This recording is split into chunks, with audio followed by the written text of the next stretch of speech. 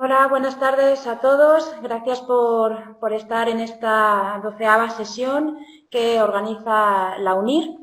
En esta ocasión tengo el placer de compartir mesa con los doctores Pablo Barreiro y Fernando Andrés. Os los voy a presentar porque así vamos a introducirnos en la primera problemática, que es si se ha aplicado o no el principio de precaución, un aspecto muy jurídico, para luego pasar a ver elementos pues muchos más prácticos que hemos podido vivir y que hemos podido ver. Bien, Pablo Barreiro es médico adjunto de la sección de enfermedades infecciosas del Hospital Carlos III en La Paz y médico coordinador del Hospital COVID-19 IFEMA. Además, es codirector de esta casa del Máster de Ética Médica en la UNIR.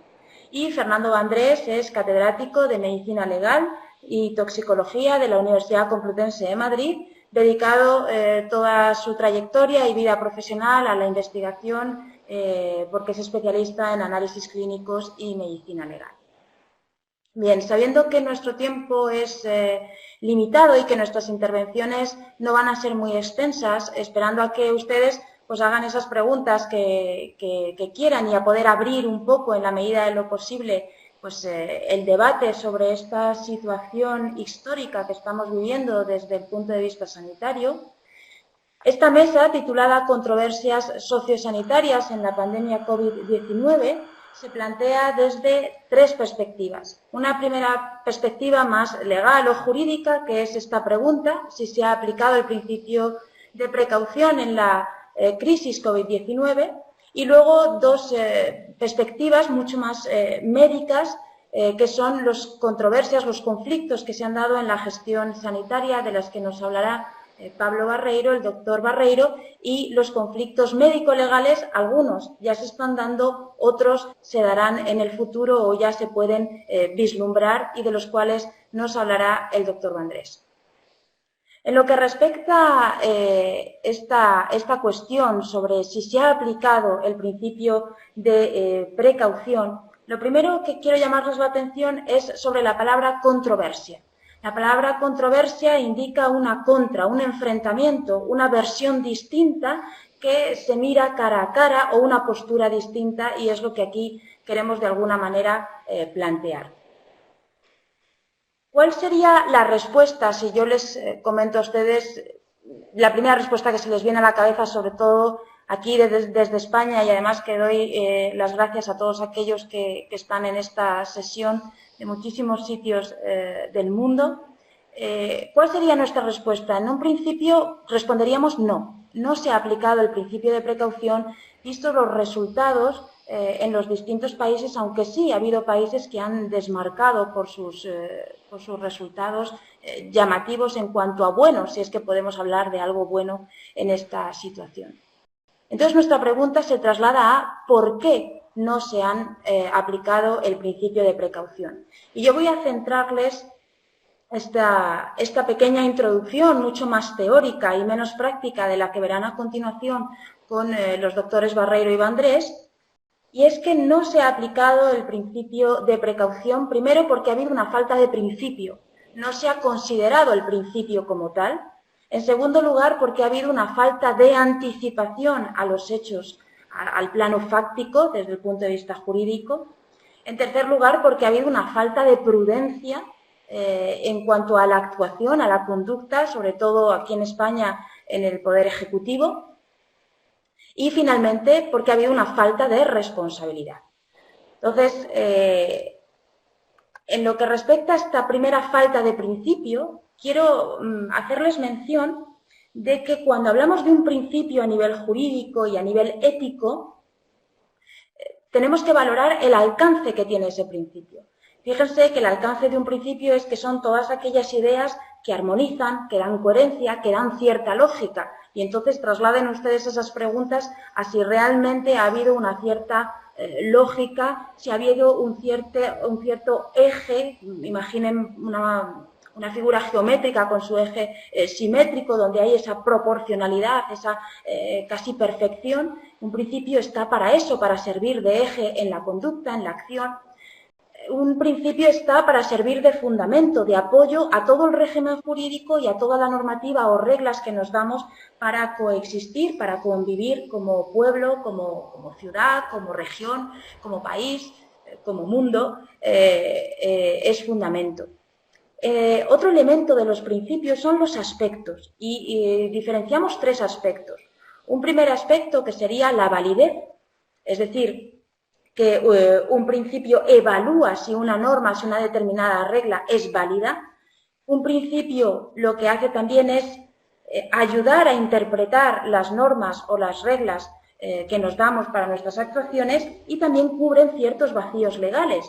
Es decir, cuando una norma se queda corta o no la podemos aplicar del todo a la nueva situación que se nos da, pues esos vacíos legales, los principios que orientan la acción son los que vienen a cubrir esa laguna.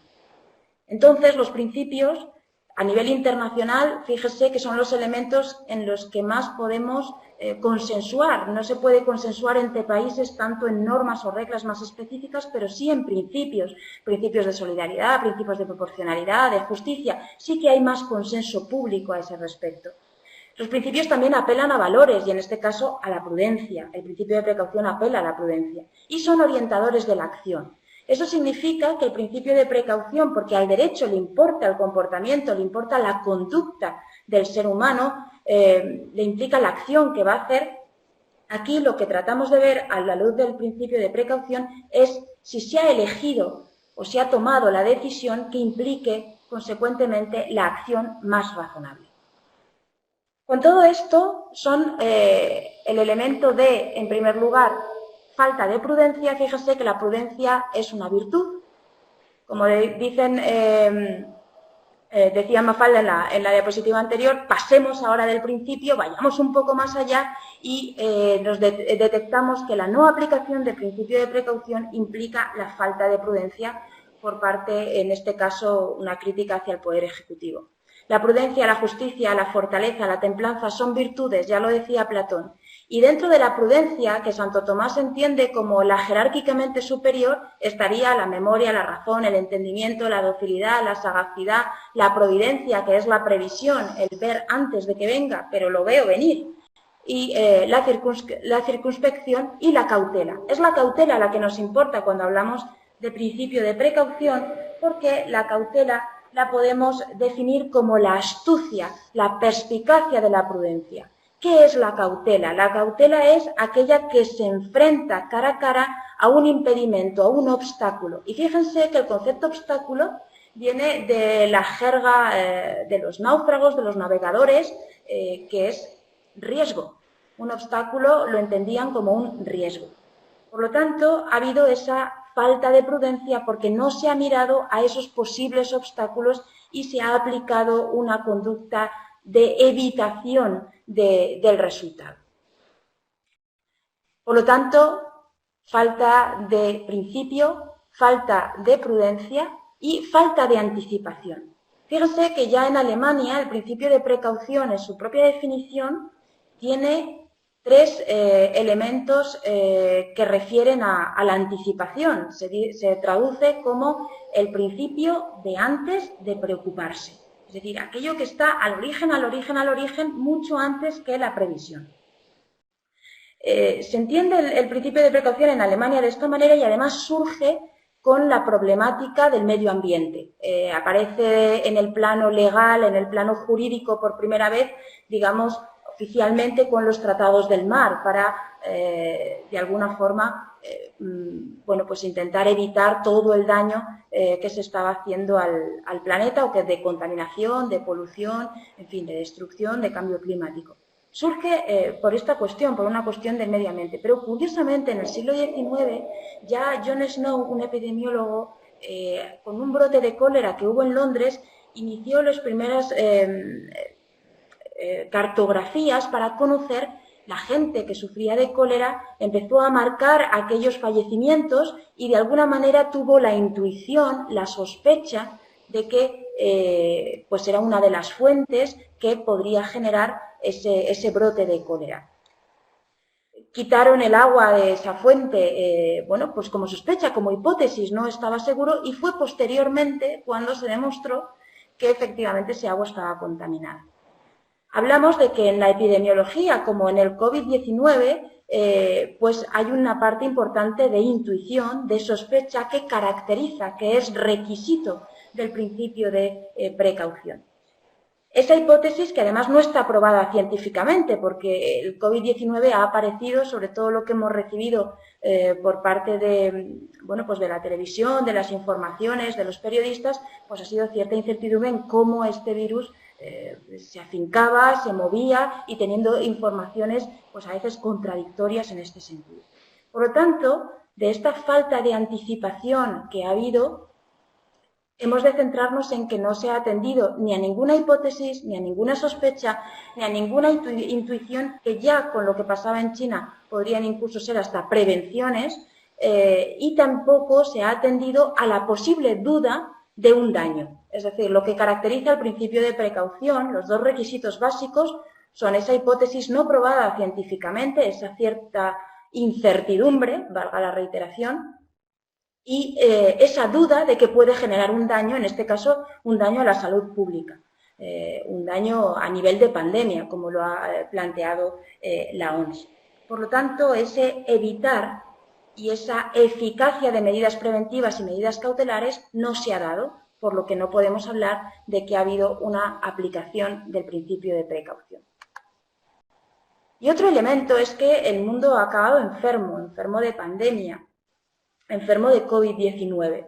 En la era de lo bio, ¿no?, donde hablamos de la biotecnología, la bioética, la biomedicina, el bioderecho, quiero reseñarles aquí las palabras seguridad y política, porque también se habla de bioseguridad y se habla de biopolítica. La biopolítica, curiosamente, en una definición rasa, lo que hace es ligarnos la vida con la política. Realmente podemos decir que aquí se ha ligado la vida con la política en cómo se ha gestionado, cómo se ha llevado esta situación de COVID-19. Y reitero que no en todos los países se ha hecho de la misma forma, ¿no? Y daré unos datos al final de esta intervención. Por lo tanto, otro elemento es la falta de responsabilidad. La falta de responsabilidad en la que se espera algo más de eso que tiende a llamarse, o que ya Foucault lo bautizaba como biopolítica. La biopolítica, que liga política y vida, parte de una verdad, parte de un principio en este sentido de transparencia que no siempre hemos vislumbrado de una manera clara, ¿no? Y la bioseguridad, porque precisamente estamos hoy en nuestras viviendas, estamos esperando esas medidas de desescalada, de vuelta a la vida normal, pero desde una situación de no conocer si la seguridad, la bioseguridad, es realmente segura, como su nombre lo indica. Una falta de responsabilidad porque la evolución del principio de precaución lo hace en 3 modelos, y así lo recoge la UNESCO. El primer modelo curativo, donde surge por el medio ambiente, el cambio climático, y lo que perseguía, su finalidad era limitar el daño. Por lo tanto, una máxima muy sencilla: el que contamina paga, y así se ha venido haciendo hasta hace unos años, pero evoluciona más allá hacia un modelo preventivo, porque surge el progreso tecnológico y entonces la ciencia comienza a ser capaz de evaluar y cuantificar riesgos. Entonces, más vale prevenir que curar. Y terminamos hoy, en el siglo XXI, con un modelo precautorio, que aún nos cuesta oír esta palabra, pero sí que la estamos viviendo, porque los avances genéticos, los avances en ingeniería genética, lo que llevan al área de salud, a la sanidad, es a que existan ciertos riesgos imprevisibles, inciertos, incuantificables, y entonces la máxima que ahora debería de haberse planteado es: piensa antes de actuar. Con esta evolución podemos deducir, porque al derecho le interesa la conducta, le interesa la acción, que el principio de precaución no se ha aplicado de una manera efectiva, porque no ha habido esas medidas cautelares, esas medidas preventivas, que muchas veces el principio de precaución no tiene por qué estar regañado con las medidas preventivas, ni muchísimo menos, aunque sí cabe hacer la diferencia de que prevención es ver venir y por lo tanto poder evitar, y precaución es no ver venir, pero en cambio evitar porque se duda de un posible daño catastrófico o grande o grave. Así pues, cuando hablamos del concepto pensar antes que actuar, eso implicaría pues, hacer una hipótesis de un riesgo potencial, identificar los efectos potencialmente peligrosos, intentar al menos poder saber que hay una incertidumbre científica respecto a una determinada situación, que la decisión de la acción que va a venir después de ese pensar, que es lo que va a interesar al derecho, la acción, que la que va a venir después implique un cierto riesgo, pero aceptable, no inaceptable, como ha ocurrido con la crisis del COVID-19, que haya una evaluación científica del riesgo en la medida de lo posible, identificando el peligro, las características, tanto del peligro como del riesgo, evaluación de la exposición, en fin, todos estos elementos que estarían en nuestro cerebro implicarían una acción, que sería lo que veríamos en un plano fáctico en derecho, y de no haberlo realizado hemos llegado a este punto de falta de prudencia, falta de anticipación, falta de medidas preventivas o cautelares y, por índole, falta de responsabilidad. Porque la responsabilidad de la que hablamos en el principio de precaución aplicado al COVID-19 es de una responsabilidad en la que hay una ignorancia culpable. ¿Esto qué significa? Significa que no se ha hecho ningún esfuerzo por conocer, por disipar esa ignorancia que había respecto de la situación pandémica que hemos vivido a nivel mundial. Por lo tanto, con estas ideas y que van a ser enriquecidas seguro, porque después de esta introducción muy teórica vamos a bajar los pies a tierra con los doctores Barreiro y con Fernando Andrés y veremos que de lo que se trata en el siglo XXI, como decía Jesús Romero Aragón, es de hacer ciencia con conciencia para pensar antes de actuar. Un elemento que se puede aplicar al Poder Ejecutivo perfectamente. Bien, pues muchísimas gracias por su atención. Voy a dar paso al doctor Barreiro para que él les comente los conflictos en la gestión, tanto en el ámbito hospitalario como clínico. Muchas gracias, Pablo, por estar aquí. Pues muchas gracias, doctora Andrés. La verdad es que excelente exposición. Me alegra mucho, además, que bueno, pues que la perspectiva desde el mundo jurídico pues sea tan análoga, aunque desde otro enfoque, pero tan análoga en sus conclusiones y en su análisis de la situación como podemos hacer también desde el campo de la medicina. Y de hecho yo solo voy a abundar en las ideas que ha desarrollado la doctora con argumentos de mi campo como son el de la medicina, ¿no? Y efectivamente apoyando ese enfoque filosófico y legal que ha hecho la doctora tan interesante, ¿verdad? Yo voy a hablar un poco efectivamente de bueno, pues de esta situación que se ha creado de conflicto, ¿no? Y de falta de medios en dos aspectos creo que fundamentales, ¿no? Uno, como muy bien ha dicho la doctora, en lo que ha sido la falta de previsión, lo que sería una visión anticipada de una epidemia que se veía venir, que se veía que iba a convertirse en lo que finalmente ha sido una pandemia. Y bueno, luego también reconocer que ha sido una situación de un gran reto para la medicina, pues también por la falta de conocimientos que tenemos, ¿no? Sobre una enfermedad nueva y de unas dimensiones absolutamente desconocidas, ¿no? Esto también ha dificultado bastante el manejo de esta situación tan crítica, ¿no? Hay que reconocer que hay unas dificultades objetivas inherentes, ¿no? a esta propia pandemia, pues que dificultan mucho su manejo, ¿no?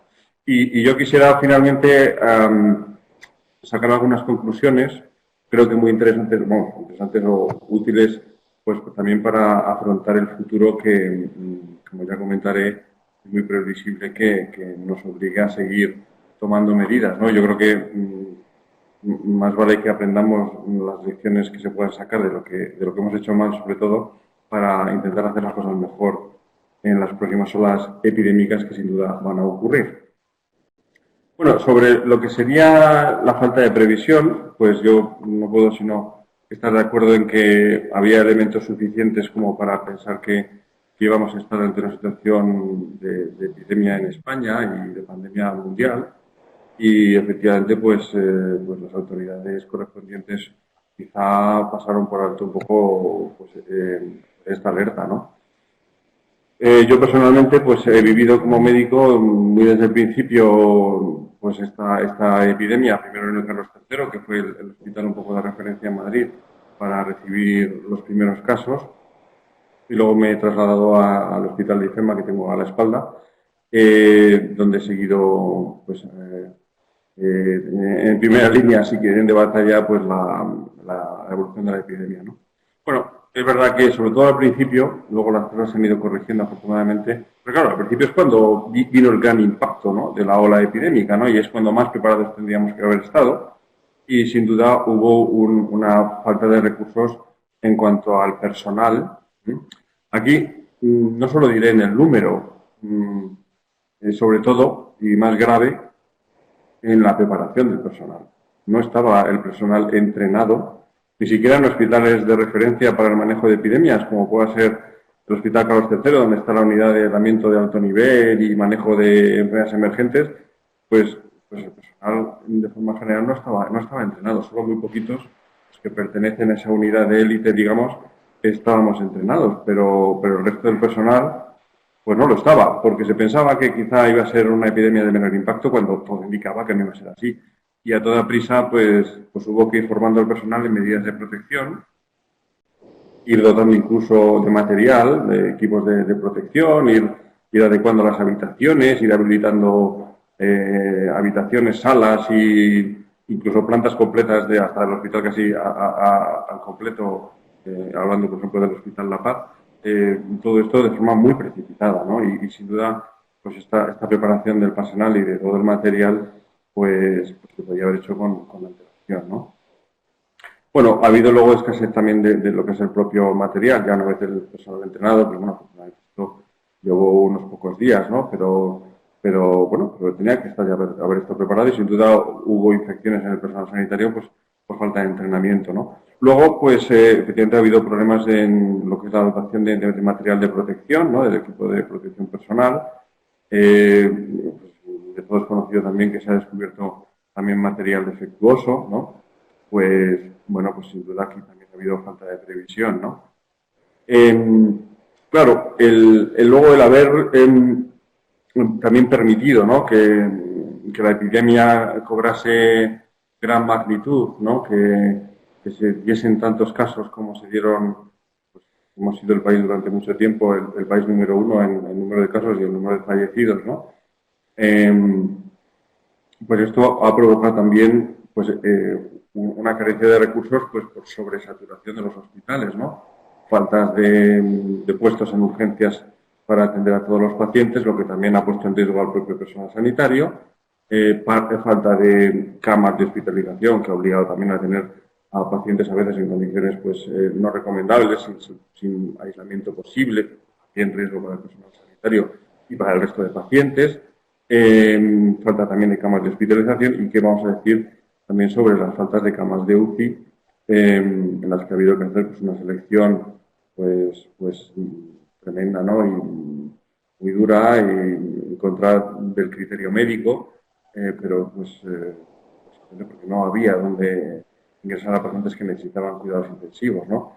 Y los que más han sufrido de nuevo esta situación han sido los pacientes ancianos, ¿no?, que han supuesto finalmente pues el gran grueso de fallecidos. Se estima que la mitad del total de fallecidos en España son pacientes ancianos y muchos de ellos, sin duda, eran candidatos a ingreso en UBI y pues, un porcentaje de ellos es verdad que no muy grande, porque también hay que decir que médicamente cuando una persona ingresa en UBI ya de por sí tiene una mortalidad más o menos del 50%, y si esa persona tiene edad superior a 60, 70, 80 años, pues la tasa de mortalidad todavía es mayor, ¿no? Pero sin duda a nadie se le debería haber negado por razón de edad en exclusiva, el ingreso UBI. Podría haber habido otras razones que desaconsejasen el ingreso UBI, pero nunca jamás en medicina se puede aceptar limitar el esfuerzo terapéutico de una persona por su edad. Nunca jamás. Eso es absolutamente inaceptable, ¿no? Luego también hemos tenido escasez en cuanto a los test diagnósticos, famosos test diagnósticos. Las razones de esta falta de kits de PCR se me escapan, tampoco son muy justificables. Hay en España suficientes aparatos de PCR como para haber hecho muchísimos más test de los que se han hecho en centros de investigación, en laboratorios, incluso laboratorios privados, y desconozco la razón por la que las autoridades no han hecho más hincapié en que, como en otros países de nuestro entorno, como puede ser Alemania, Francia, Inglaterra, se hayan hecho muchísimos más test diagnósticos. Cuando a una persona se le diagnostica de esta infección, pues ella misma tiene el beneficio de poder recibir una atención más específica para tratar su enfermedad, y luego además también se pueden aplicar medidas de aislamiento mucho más eficaces que evitan la expansión de la infección. Aquí ha habido también claramente una falta de previsión, ¿no? También hemos sufrido cierta escasez de recursos en cuanto al tratamiento, ¿no? Hemos ido viendo un poquito todos los aspectos de lo que es la atención médica, ¿no? La prevención, la atención, el diagnóstico y finalmente el tratamiento, ¿no? Bueno, aquí hay que decir que todavía estamos analizando realmente qué es eficaz para tratar el coronavirus. Todavía hay mucha controversia, incluso desde el punto de vista médico, de qué tratamientos son verdaderamente eficaces. Por lo menos aquellos que tengan un efecto antiviral, ¿no? Hay que decir brevemente, sin entrar en mucho detalle médico, pero hay que decir que esta enfermedad tiene como dos filos, ¿no? Es como una espada de doble filo. Primero estaría el virus, la infección, que se maneja con antivirales. No sabemos todavía del todo bien qué fármacos son útiles para atacar al propio virus, ¿no? Se ha hablado mucho de la cloroquina, la acitromicina, datos contradictorios sobre su eficacia. El opinavir, un fármaco para el VIH, también ha habido bastantes dudas. Y ahora últimamente está en los medios, hoy mismo, el remdesivir, un fármaco muy prometedor, pero que también tenemos datos bastante contradictorios. Bien, sea como sea, es lo que hay, y ha habido escasez de estos fármacos, ¿no? Luego ha habido también bastante, en lo que sería la segunda fase o el otro filo, ¿no?, de la navaja de esta enfermedad, que es el fenómeno inflamatorio. Después de la infección, y casi peor, es la inflamación que se produce en el cuerpo contra el virus, y esta es la que inflama pulmones, inflama vasos sanguíneos, inflama el intestino y produce las complicaciones casi más graves, ¿no? Y aquí, pues, utilizamos fármacos antiinflamatorios potentes, como son los esteroides, o algunos otros fármacos todavía más potentes, como los fármacos biológicos, ¿no? También aquí hemos tenido alguna escasez, también alguna confusión sobre si, sobre todo, los esteroides, que son más baratos y más disponibles, eran útiles. En fin, que aquí nos hemos topado un poco con también falta de conocimiento, ¿no? Y este es quizá el otro aspecto del que yo quería hablar, ¿no? La falta de datos fiables, ¿no? Esto también ha sido una gran limitación, ¿no? En la que, sin duda, también hay cierta responsabilidad por parte de las autoridades correspondientes, ¿no? Pues, por ejemplo, los datos epidemiológicos son fundamentales. En una epidemia, lo que uno necesita primero es saber su magnitud, es decir, los datos epidemiológicos, es decir, el número de casos, el número de fallecidos, el número de casos asintomáticos, cómo se expande la epidemia, a qué ritmo, cómo están siendo eficaces las medidas que se van adoptando, ¿no? Y sinceramente, bueno, todos hemos sido testigos de que ha habido una ceremonia de la confusión a este respecto, ¿no? Datos no fiables, datos contradictorios, datos mal tomados, datos mal contados, fin, esto alarma mucho, sobre todo alarma mucho, claro, a los que estamos trabajando en este tema, porque es que no sabemos la magnitud del enemigo contra el que estamos luchando, ¿no? No es lo mismo enfrentarse contra un ejército de 1000 que contra un ejército de 1.000.000, ¿no? Y esta es un poco la situación un poco de orfandad en la que nos hemos visto, ¿no? Habría ayudado mucho y creo que sobre todo a partir de ahora ayudaría mucho a saber todos estos datos, porque no es lo mismo desescalar, esto que no es una palabra muy correcta, yo prefiero hablar de escalonamiento de las medidas, no es lo mismo hacerlo cuando ya hay infectado un porcentaje grande de la población o menor, ¿no? Sería fundamental, y vamos a empezar con ese desescalonamiento sin saber cuántas personas están infectadas, ¿no? Si la proporción de personas infectadas es muy grande, pues probablemente se pueda acelerar más en las medidas de desescalonamiento. Si es muy pequeña, pues sería muy bueno haberlo sabido ya, pero no lo sabemos. Tenemos también algunas limitaciones, ya digo, desde el punto de vista científico, ¿no? Es el conocimiento de la enfermedad, que sí que también son datos que serían muy importantes, ¿no? Por ejemplo, sobre el propio cuadro clínico, ¿no? El cuadro más característico es el cuadro gripal, pseudogripal respiratorio, pero estamos descubriendo complicaciones desconocidas o más inicialmente desconocidas y que se están empezando a atribuir al propio coronavirus, como complicaciones vasculares, infartos, complicaciones renales, complicaciones cutáneas, complicaciones neurológicas, que se van conociendo, ¿no? Y muy importante en esta fase, ahora mismo estamos como locos ahora mismo analizando datos, ¿no? Es la fase que toca ahora, ¿no? Hemos estado en un tiempo de volcados en la asistencia, ¿no? El tratamiento de los pacientes, ahora que ha bajado un poco la presión asistencial, estamos la obligación, es una obligación moral casi científica por analizar y aprender de lo que ha pasado hasta ahora para planificar el futuro, ¿no? Pues conocer mejor la enfermedad, ¿no? Conocer los factores de riesgo. ¿Por qué hay personas? Es una enfermedad absolutamente variopinta. Hay personas que prácticamente pasan asintomáticas, dice que hasta un 40%, otros que tienen un cuadro muy leve, pérdida de olfato y gusto y nada más. Otros que tienen un cuadro un poco más grave, pero bueno, lo pasan en domicilio. Otros que tienen que ingresar con ya una neumonía y algunos que acaban en la UCI y algún porcentaje pequeño, probablemente estimamos entre un 0,5% o a un 1% del total de infectados, que acaban falleciendo, ¿no? Luego manifestaciones atípicas, como decía, ¿no? Sobre todo estamos viendo estos fenómenos vasculares, ¿no? De infartos, ¿no? Pero ¿por qué, no? ¿Por qué esta variación tan grande, no? Hay factores, es posible que epidemiológicos, es decir, y esa es una sospecha que tenemos, ¿no? Y aquí lo especifico en esta gráfica. No es lo mismo, y esto es muy interesante, y ojalá se pudiera demostrar esto, porque ya hay datos que lo apuntan, no es lo mismo infectarse de un número bajo de exposiciones, es decir, pues, bueno, me expongo un día, me expongo otro día y un tercer día y aquí me infecto, ¿no? De estas exposiciones se irá desarrollando una inmunidad, más o menos la inmunidad empieza a ser eficaz a partir del mes de haberse expuesto, ¿no?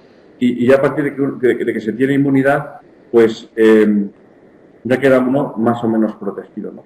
Bueno, pues estos suelen ser casos leves, ¿no? Y es lo que estamos viendo ahora. Los casos que estamos viendo ahora en este periodo ya de confinamiento son probablemente personas que se han expuesto poco y que desarrollan, como digo, un cuadro leve, ¿no? No es lo mismo que los casos iniciales que veíamos, pues, de personas que convivientes o entre convivientes, o por ejemplo los ancianos de residencias o de centros de día, pensamos que la exposición fue muy repetida, en un corto periodo de tiempo y antes de desarrollar inmunidad, y esto provocó una gran carga viral y un cuadro vírico mucho más grave. Esto es muy importante decir porque, claro, el mantener ahora las medidas de aislamiento, aunque se vayan desescalonando progresivamente, es muy interesante, no solo para limitar el número de casos, que es fundamental para no sobresaturar los sistemas sanitarios, es decir, que al principio una persona infectada podría llegar a infectar 3 5 personas y esto provocó la gran explosión.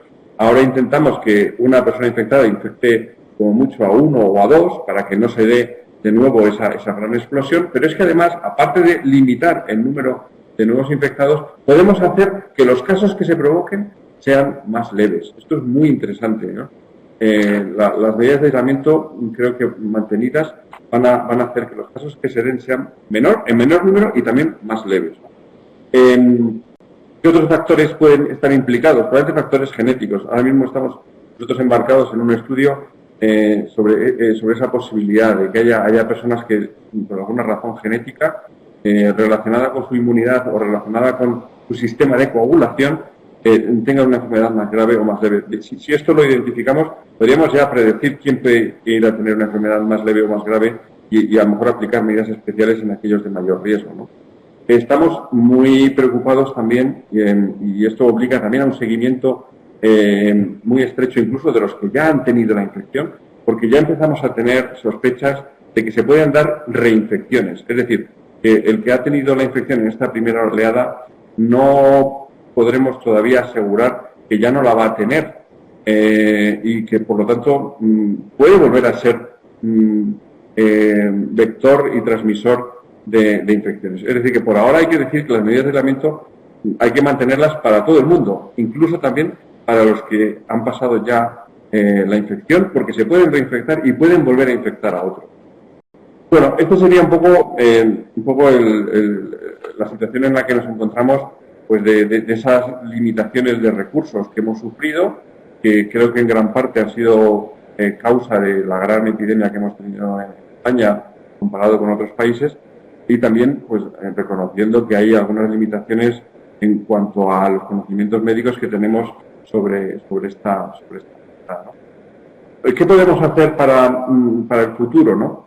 Bueno, lo primero, efectivamente, el que se haga un desescalonamiento prudente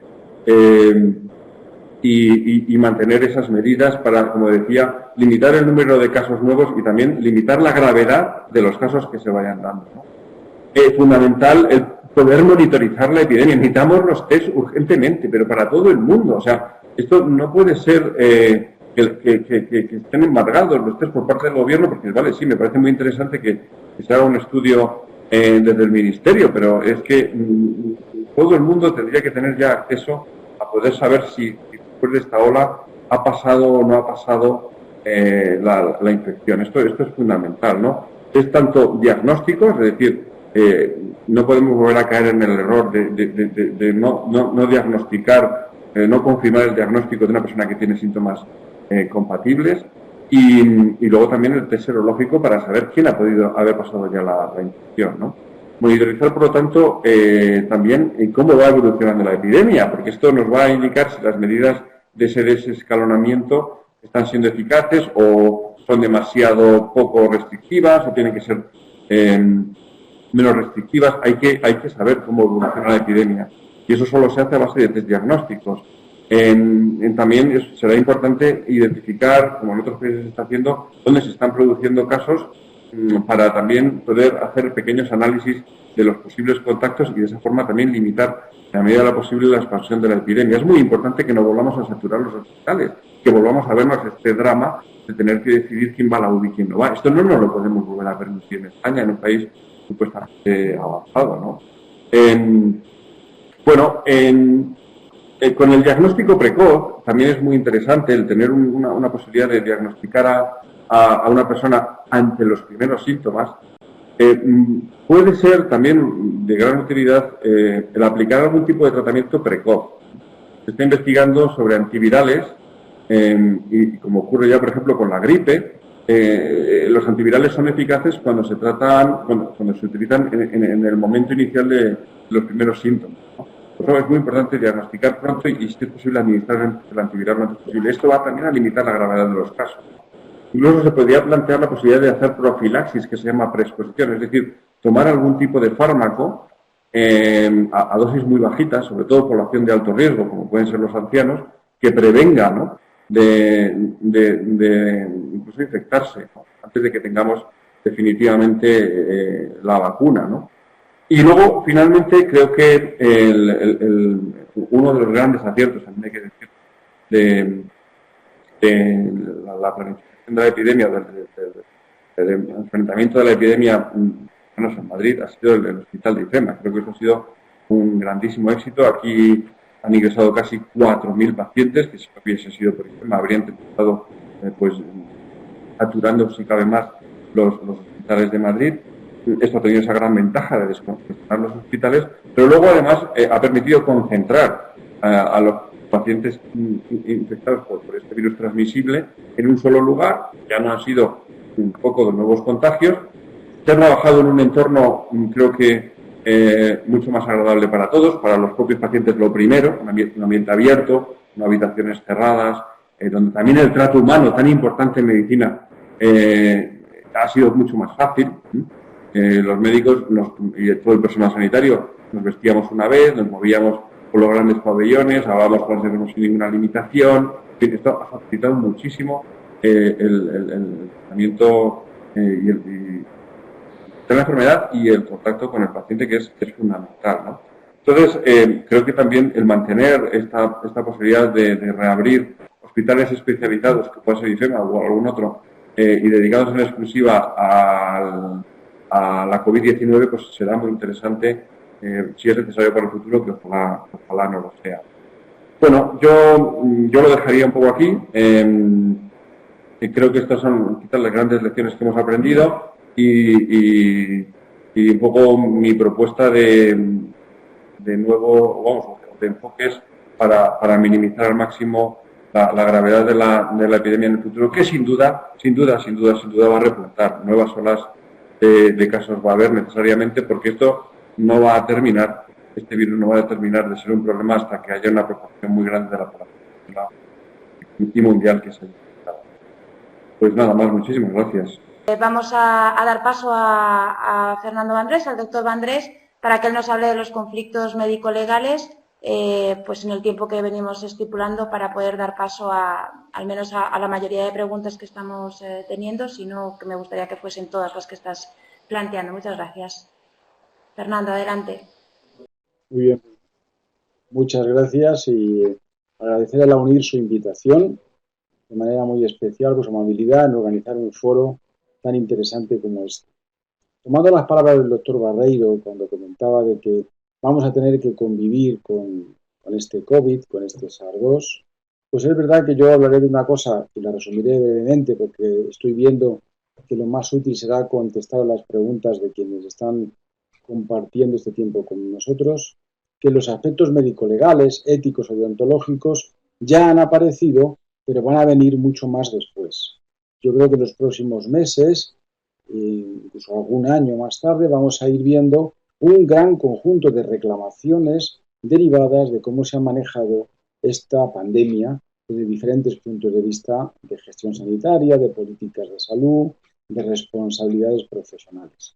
Por lo tanto, yo quisiera, a mi juicio, humildemente resumiros lo siguiente. Fijaros que estamos delante de una pandemia, por lo tanto estamos delante de un cierto tsunami. Luego es muy fácil criticar desde fuera, es muy fácil criticar. Pero entiendo que también es justo hacerlo en un tono positivo, en un tono de buscar alternativas o soluciones. Pero fijaros que con la presencia de esta pandemia, cuyo primer caso es del 26 de diciembre en China, y con fecha 11 de enero ya sabíamos el genoma y la secuencia del virus. Esto no pasó ni con el SIDA. Posteriormente, el primer caso en España es del 31 de diciembre en La Gomera.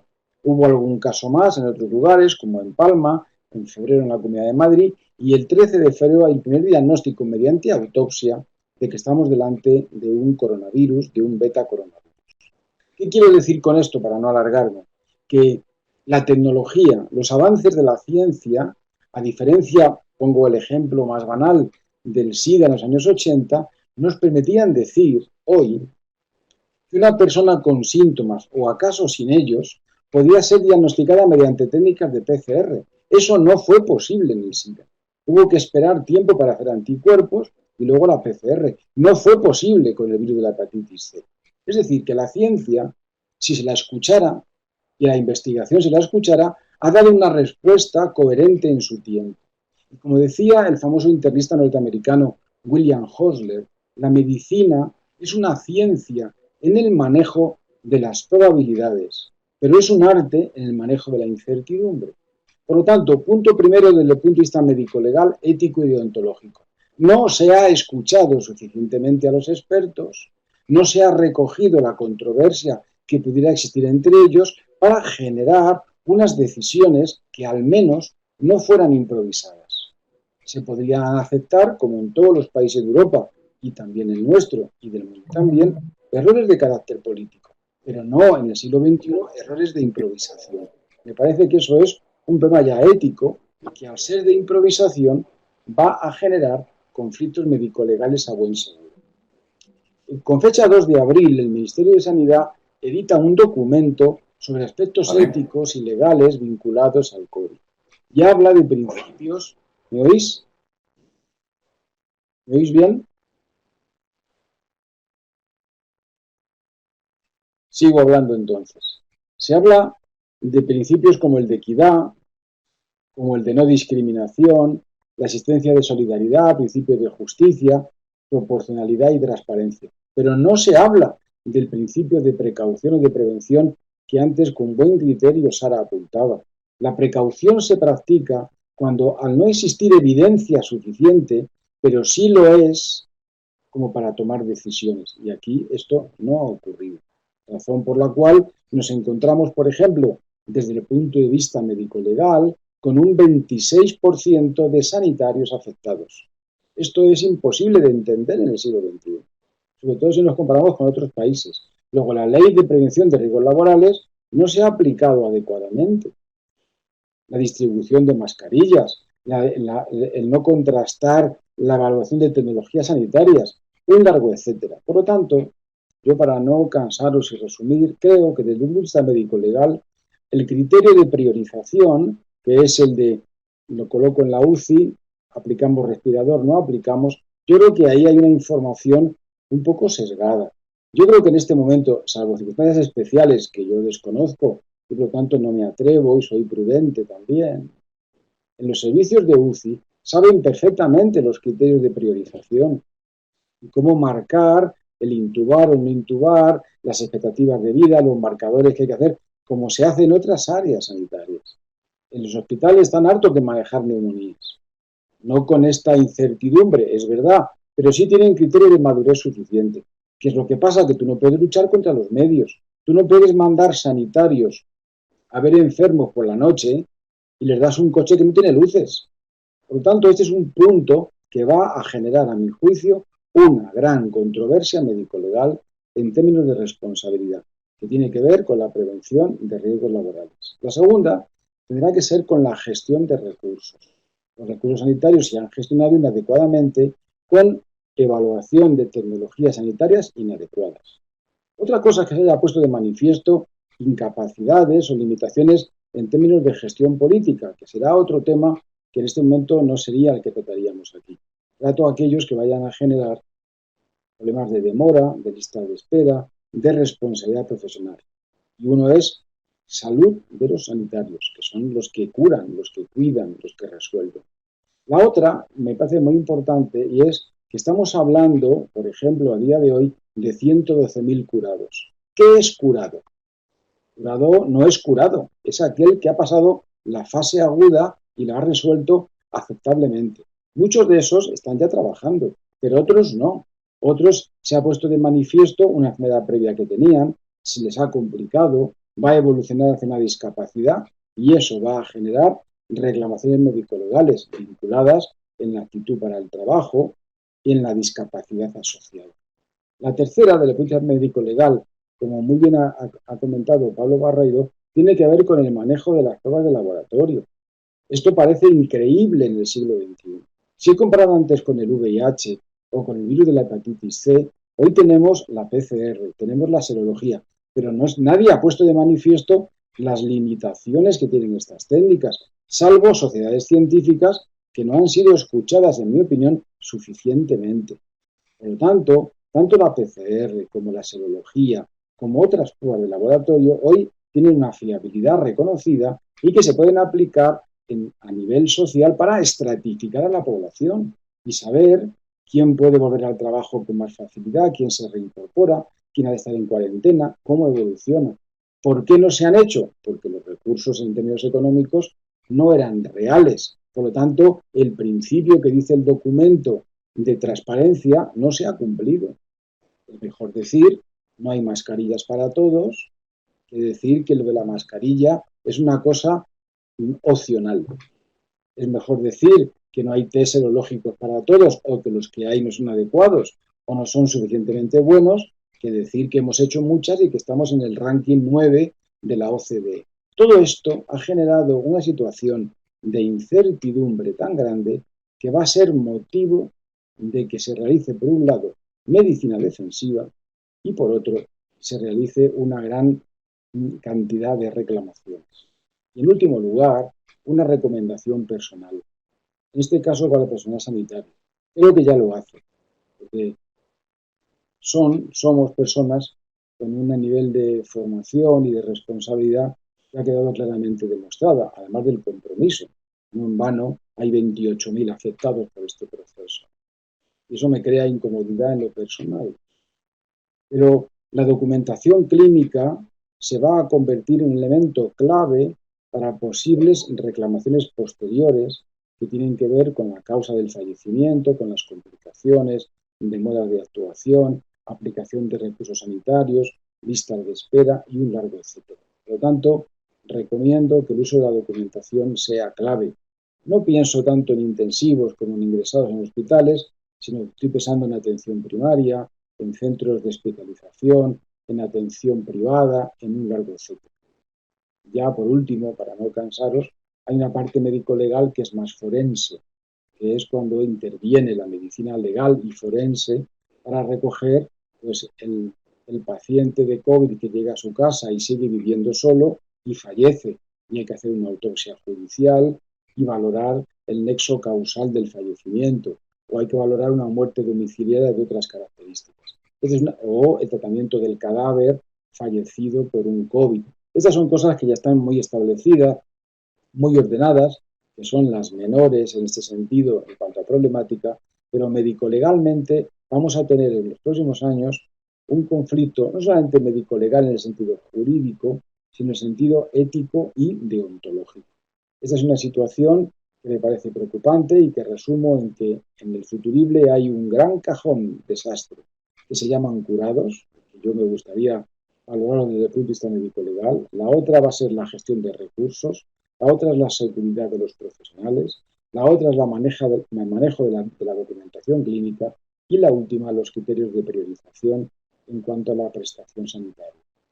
Estas las dejaría ahí y van a salir otras muchas, pero quizá con estas serían suficientes para poder entrar en el coloquio. Por lo tanto, el principio o los principios que el documento español plantea de equidad, no discriminación, solidaridad, justicia, proporcionalidad y transparencia, hay que reconocer humildemente que se han cumplido a medias.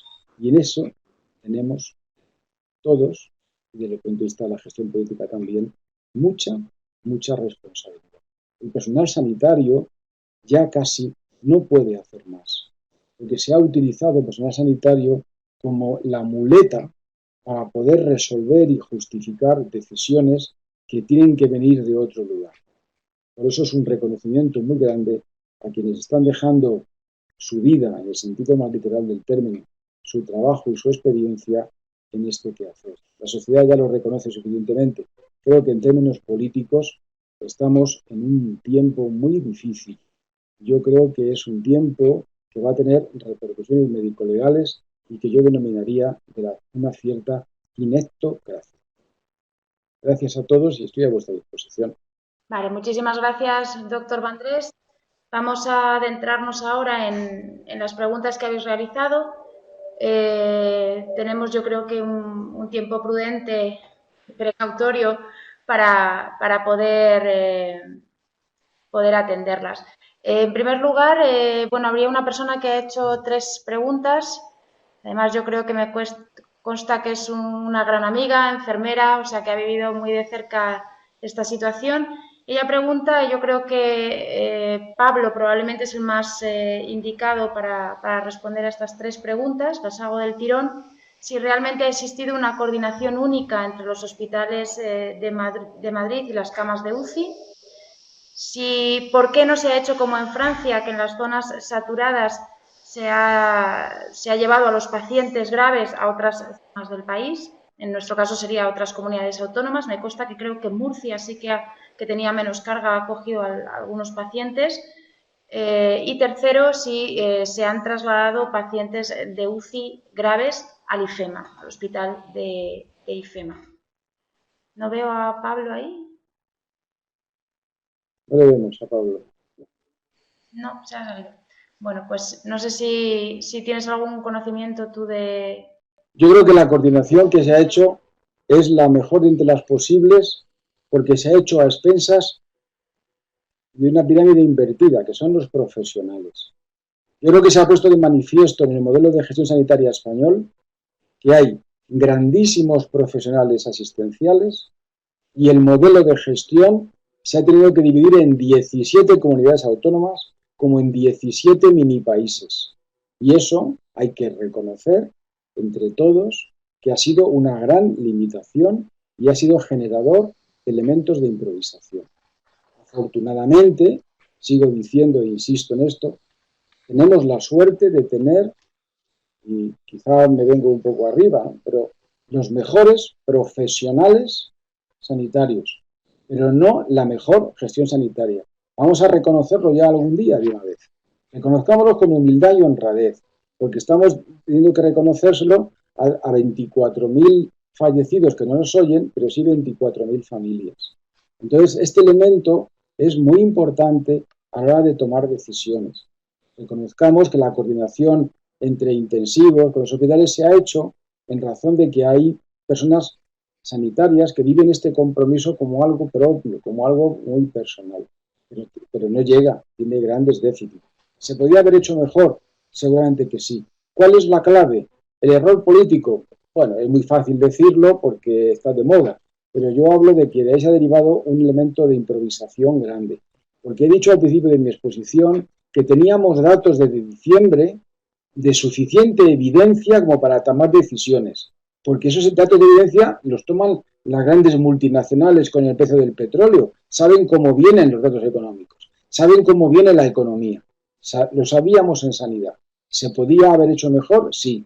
¿Qué hay que hacer? Reconocerlo, por lo menos. La ciudadanía tiene que saber que hay una serie de grupos de alta responsabilidad de gestión que lo reconozcan, por lo menos. La coordinación se ha hecho... hay algunas preguntas más en este sentido, más un poco las jurídicas, que hablan de si la OMS, a la luz de lo que comentas, si la OMS tiene responsabilidad en este sentido. Bien, es verdad que la OMS ha declarado el estado de pandemia pues para España, quizá para otros países no, porque por los datos en América del Sur, bueno, pues parece, por los datos, que espero que se queden ahí, que está empezando lo que nosotros hemos vivido hace ya pues 4 semanas. Responsabilidad de la OMS, lo cierto es que la pandemia fue declarada el 11 de marzo, pero sí que el 3 de febrero de 2020 ya publicó un plan estratégico de preparación y respuesta para esta situación, del cual algunos gobiernos pues no hicieron mucho caso y la OMS criticó la inactividad de algunos países. Obvio, si la opinión ya cada uno que elabore la suya.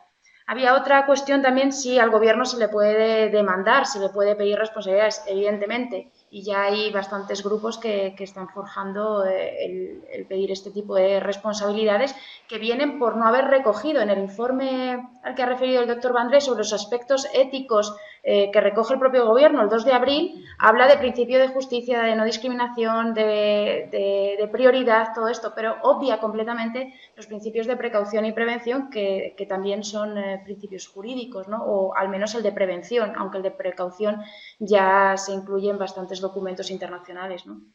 Entonces, en cuanto a ahí, te hago varias preguntas ya sobre una parte quizá más clínica.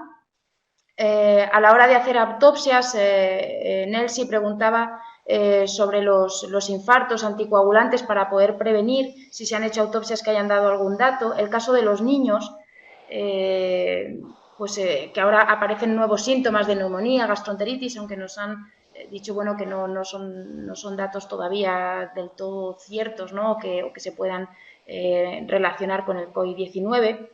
Te pregunto por estas cuestiones muy brevemente porque si no nos da tiempo. Bueno, desde un punto de vista médico, lo que sí sabemos con las limitaciones de este proceso, ya que no en vano estamos delante de algo nuevo y por lo tanto no podemos plantearnos que es que ya conocemos lo que hay. Sabemos que el virus produce un mecanismo generador de mucha enfermedad patogénico que es una tormenta inflamatoria y esa afecta al sistema de la coagulación y a la propia inflamación y genera en un órgano diana que es el pulmón, pero otros como es el riñón o como son los vasos de pequeño tamaño, como puede ser incluso el cerebro. Y aparecen gran cantidad de elementos de complicación. Es un mecanismo que se llama patogénico de enfermedad. Y ahí aparece que lo que hace el médico es achicar agua como en una barca, intentar mantener al paciente lo más estabilizado posible para ver cómo se solventa y aplicar la medicación que conocemos, bien sea para frenar la replicación del virus, bien sea para subir el nivel de corticoides y reducir la inflamación, y en eso estamos, en los casos más graves, que son los menos. Y luego hay toda una gestión de estratificación de la población para saber quiénes son infectados, con capacidad de contagio, que han superado la enfermedad, y esa es la que no veo yo que se esté planteando con un criterio sólido. Porque lo que se hace es... Realmente aquí, para los que nos están viendo, sobre todo de fuera, lo que tienen que tener en cuenta es que lo que se nos ha dado en España es el caso de una curva, como ha explicado el doctor Barreiro, pues que subía muy empinada y nuestro personal sanitario se ha encontrado sin medio alguno, sin mascarillas, sin EPIs, equipos de protección, sin la realización de los propios test al personal sanitario, que era el que estaba más expuesto. Entonces, todo eso se está dando ahora, una vez que hemos doblegado en este sentido la... Si ha habido un desbordamiento, desde el punto de vista más de ético-legal, si ha habido un desbordamiento del sistema, nadie lo puede negar y nadie puede buscar aquí culpables. Esto es el tsunami que algunos han planteado, el granizo, la tormenta perfecta. Bien, pero lo que tendremos que explicar a la ciudadanía en términos de responsabilidad médico-legal es por qué le damos una mascarilla que yo he comprado y siendo habitual en mi caso la evaluación de su calidad, lo hago después y les llamo corriendo y les digo, quitar las mascarillas que están mal. Esto es un problema de responsabilidad profesional, de responsabilidad en ese sentido de la propia administración. Si yo le digo, vaya usted a atender a urgencias, pero no lleva usted medios ninguno, entonces tendré que eso al menos reconocerlo, al menos reconocer que ha ocurrido. Y la gente, los sanitarios, han ido en la bolsa de plástico, sin cobertura adecuada, y han bajado a la urgencia. Y se han contagiado, claro, que se han contagiado. Entonces, esto, al menos hay que hacer una fase de reconocimiento ante la ciudadanía, que es la que ha puesto una altura para aceptar lo que se le va diciendo. Se confinan. No se ven, no se ven. No van a la urgencia, no van a la urgencia. Van cuando tienen síntomas. Entonces, todo esto generará una cierta calidad social y cualidad de todos nosotros para que los niveles de responsabilidad se puedan atenuar de alguna manera. Otros países, como tú decías, afortunadamente, han aprendido de esto.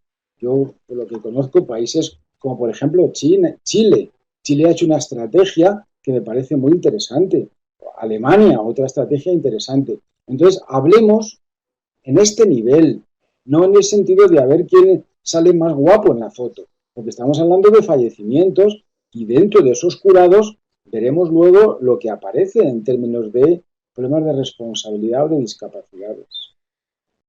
Bien, pues sin duda son un montón de controversias. Esto requiere una mesa redonda intensa, que es la que podamos llevar mucho más tiempo, con mucha tranquilidad. Os agradezco a todos los que nos habéis escuchado vuestras participaciones. Tomaremos también, yo he tomado nota de muchas preguntas que van a ser objeto de reflexión de los que estamos pensando desde nuestras casas. Os doy las gracias y quedémonos con la situación de Grecia, en la que uno de los datos del país de Grecia, cuyo sistema sanitario pues es parecido al nuestro. Por cada 100.000 habitantes hay 1,3 fallecidos en porcentaje, ¿no? Entonces, es posible, a todos aquellos que nos estáis viendo y que lleváis este virus con retraso, muchísimo ánimo, muchísimas gracias por estar aquí. Espero que hayáis aprendido de nuestros errores aquí en Europa y os deseo a todos todo lo mejor, además de daros las gracias. Muchas gracias a Pablo Barreiro, muchas gracias, doctor Vandrés, por estar aquí en esta sesión con nosotros en la UNIR. Un saludo. Gracias a vosotros.